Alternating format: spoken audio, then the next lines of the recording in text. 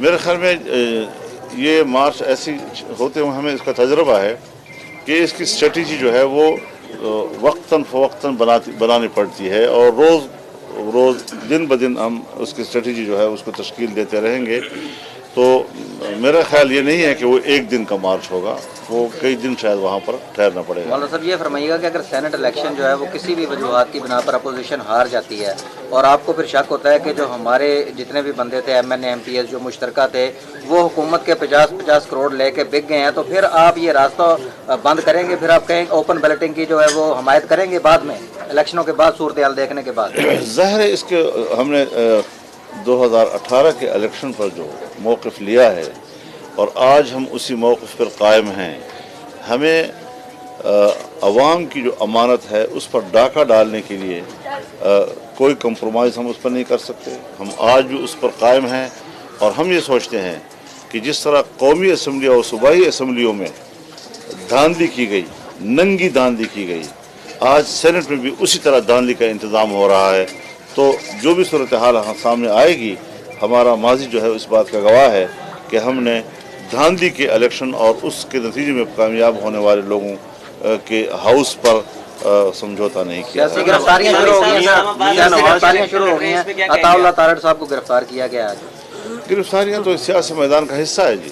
جو ہم سیاست کریں گے، جب ہم اپوزیشن کریں گے، اور اپوزیشن بھی ایسی کہ صرف حکومت کی نہیں، اس کے پیچھے دوسری قوتوں کے خلاف بھی ہم ایک موقف رکھیں گے، ایک رائے رکھیں گے، تو پھر یہ چیزیں تو آتی رہیں گی. لہذا گرفتاریوں سے ہمیں نہ کوئی ڈرائے اور نہ ہی اس سے ہم گھبرانے والے لوگ ہیں.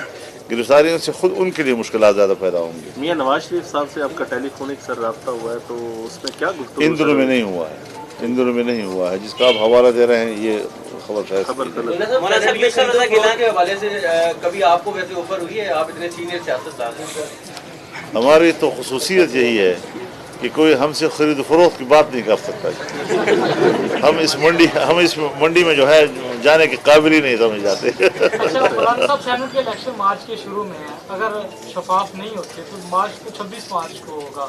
اس سے پہلے کوئی احتجاج یا کوئی چیز ہوگا، رد عمل ہوگا کوئی ایسی چیز؟ اب ہم ٹائمنگ تو ہمیں تو طے کرنے دینا، ذرا تھوڑا سا کچھ چیزیں ہمارے اوپر بھی چھوڑیں گے. زرداری صاحب سے سر کوئی گفتگو ہوئی ہے؟ اب تازہ ترین آپ کی کوئی سوال ہے؟ زرداری صاحب سے میری میٹنگ طے تھی، اور میں چاہتا تھا کہ ان کے گھر میں جاؤں، ان کے گھر میں خوشی آئی ہے تو اس کو مبارکباد بھی دوں. لیکن علیل ہو گئے تھے اور چند دن وہ کی طبیعت ٹھیک نہیں تھی، تو ان سے براہ راست تو بات نہیں ہو سکی ہے، لیکن ٹیلی فون پہ بات ہوئی ہے. کوئی سر فیصلے کے بعد جسٹس فائز صاحب وزیر اعظم کے حوالے سے کیس نہیں سن سکتے، اس کو کیسے دیکھتے ہیں؟ اس کو آئین و قانون کے روح سے ہی دیکھا جائے. سیاسی حوالے سے بیان بازی اس میں کافی نہیں ہے اور مناسب بھی نہیں ہے، کیونکہ وہ ایک سپریم کورٹ کے جج ہیں، اور سپریم کورٹ ایک بڑا محترم ادارہ ہے. اس کے جج کے ایک حوالے سے وہ خود ہی آئین و قانون کے روح سے اس بات کا فیصلہ کر سکتے ہیں کہ کون سا کیس کسی جج کو سننا چاہیے اور کون سا نہیں. فردوس عاشق عوان صاحبہ نے کہا ہے کہ سر مولانا صاحب جو ہے نا وہی صرف خدمت کر رہے ہیں پی ڈی ایم کی، لیکن وہ 12ویں کھلاڑی ہیں. وہ کون سے نمبر کی کھلاڑی ہیں؟ خود حکومت کے اندر کون سے نمبر کی کھلاڑی، ذرا یہ بتا دیں. گیلانی کے نام پہ سر اتفاق ہوا سر؟ آپ کے پی ڈی ایم میں کوئی ڈسکشن ہوئی ہے سر اس حوالے سے یا ابھی نہیں ہوئی؟ میرا خیال یہ کوئی اختلاف والی بات ہی نہیں ہے. متفقہ امیدوار کے طور پر اگر آتے ہیں، ہماری پارٹی کی طرف سے کوئی ایسی بات نہیں ہے. مولانا صاحب استعفے آپ لوگوں نے جمع کیے ہوئے ہیں پی ڈی ایم کی جماعتوں نے، ساروں نے، وہ استعفے کس دن دیں گے؟ دیکھیے وہ تو ہم نے پھر اسی لیے روک دیے کہ جب ایک دفعہ یہ طے ہوا کہ سینٹ کا الیکشن لڑنا ہے، تو جب سینٹ کا الیکشن لڑنا ہے تو اس میں صوبائی اسمبلیوں کے ووٹ درکار ہوتے ہیں، تو اس کے لیے پھر ہمیں ضمنی الیکشن میں بھی جانے کا فیصلہ کرنا پڑ گیا، اور یہ آئین و قانون کے روح سے کرنا پڑا، وکلاء کے مشاورت کے ساتھ کرنا پڑا. تو ظاہر ہے جی کہ الیکشن میں تو ہم پھر اب حصہ لیں گے، اور پھر جو بھی نتائج سامنے آئیں گے تو اس پر رد عمل بعد میں دیا جائے گا. مدارس کے ڈھانچوں کو مولانا صاحب چھیڑا جا رہا ہے اور مختلف بورڈ تشکیل دیے جا رہے ہیں کہ اس طرح کی تقسیم کے سے یہ جدید کر دیں گے جتنے بھی مدارس ہیں ان کو. دیکھیے یہ ان کی خام خیالی ہے.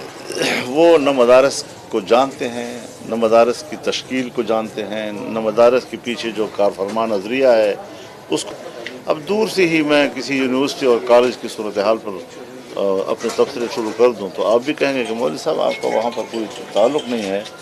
तो ये लोग मदरसे के करीब से भी नहीं गुजरे, उनको क्या पता कि मदरसे के क़याम का तसव्वुर क्या है, उसका तारीख़ी पस मंज़र क्या है, आज इस वक्त उसकी ज़रूरत और नागुज़ीरियत क्यों मौजूद है।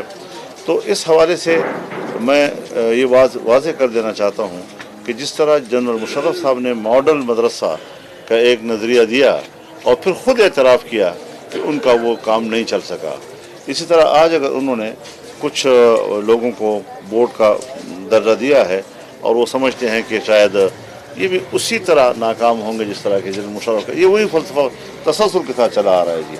मदारस अपनी जगह पर कायम हैं, उनके विफाक अपनी जगह पर कायम हैं और तंजीमात मदारस अस खुद भी इस पर अपना एक रद्द-ए-अमल मुरतब करेंगे, अपनी राय देंगे। हम अपनी राय दे चुके हैं कि ये हरब मदारस के हवाले से कामयाब नहीं हो सकते। इस पर वो अपने घर में अगर शादियाने बजाना चाहते हैं तो 2-4 दिन की खुशियाँ मना लें, लेकिन मदरसा कायम रहेगा। अगर वो कबूल करें तब भी कायम रहेगा, न कबूल करें तब भी कायम रहेगा। सर आप कोई ऐड करना चाहें सर अपने? हम तो मैदान में हैं।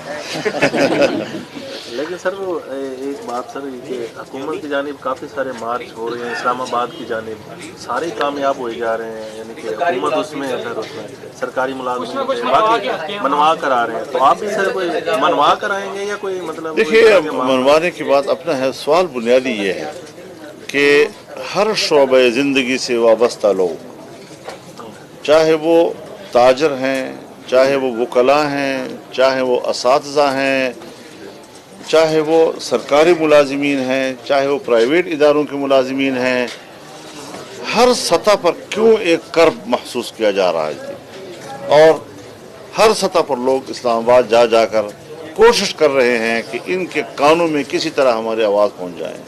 लेकिन इन्होंने कानों में ऐसी उंगलियां ठूसी हुई हैं कि वो मज़लूम कौम की और मुतासरीन की आवाज़ सुनने के लिए तैयार नहीं है। दासू डैम का मज़दूर अगर अपने हुकूक के लिए आवाज़ बुलंद करता है तो उनको हमारे रियासती इदारों के अहलकार गोलियों का निशाना बनाते हैं। इस्लामाबाद में जो असातिज़ा के ऊपर, ख़ास तौर पर मेहमारान कौम के ऊपर जो वहाँ की पुलिस ने लाठीचार्ज किया, फायरिंग की उनके ऊपर, आंसू गैस फेंका उनके ऊपर और एक्सपायर्ड आंसू गैस के गोले फेंके गए उनके ऊपर, तो आप मुझे बताएं कि इससे ज़्यादा फाशिस्ट गवर्नमेंट और क्या हो सकती है जी। ये रियासती दहशतगर्दी है जो इस्लामाबाद में की गई और आम तौर पर लोगों के साथ की जाती है। आप खुद अंदाज़ा लगाएं कि 10-10 और 15-15 साल और 20-20 साल से लापता अफराद के वारिसीन बैठे होते हैं जी, और वो रो रहे हैं अपने प्यारों के इंतज़ार में। लेकिन मजाल है कि इन शकील क़ल्ब लोगों के दिलों पर कोई चींटी भी रेंगती हो, एहसास ही नहीं होता इस बात पर, और समझते हैं कि हमने तो बड़े दुश्मन को पकड़ा हुआ है तो फिर अदालतें हैं। हमारे लिए तो आप कहते हैं इदारों में जाएं, हमारे लिए तो आप कहते हैं कि आईनी रास्ता इख्तियार करें, हमारे लिए तो आप कहते हैं कि आप इलेक्शन कमीशन में जाएं, ट्रिब्यूनल में जाएं, और ख़ुद आपने कौम के लोगों को गिरफ्तार किया हुआ है, आज तक लापता है, उनका इल्म ही नहीं। उसके लिए इदारों का रुख क्यों नहीं किया जाता? वहाँ आपको इदारे क्यों नज़र नहीं आते? सिर्फ सियासी मामलात में, सियासी मौक़िफ़ पर आप हमें रियासती इदारों का रास्ता बताते हैं, जबकि इस मुल्क के अंदर नाजायज़ तौर पर लोग गिरफ्तार किए गए हैं और आप उनको दहशतगर्द कह रहे हैं और उनको किसी अदालत में पेश करने के लिए तैयार नहीं है। तो पहले आप खुद तो इदारों को तस्लीम करें, खुद तो आप इदारों की तरफ रुजू करें। लोग वहाँ इस्लामाबाद में बैठ कर चीख रहे हैं, कैंप लगाए हुए हैं और उनकी बात नहीं सुनी जा रही। वहाँ उनको इदारों का रास्ता नज़र नहीं आता और हमें बड़ी जल्दी से और उस हवाले से हमें रास्ता बता रहे हैं ये कि दिन दहाड़े उन्होंने एक डाका मारा, आसमान फलक उसको देख रहा था, सूरज चमक रहा था और हमें कह रहे थे बताओ सूरज चमकता है उसके बाद तुम्हारे पास क्या सबूत है। बहुत शुक्रिया आपका, बहुत शुक्रिया।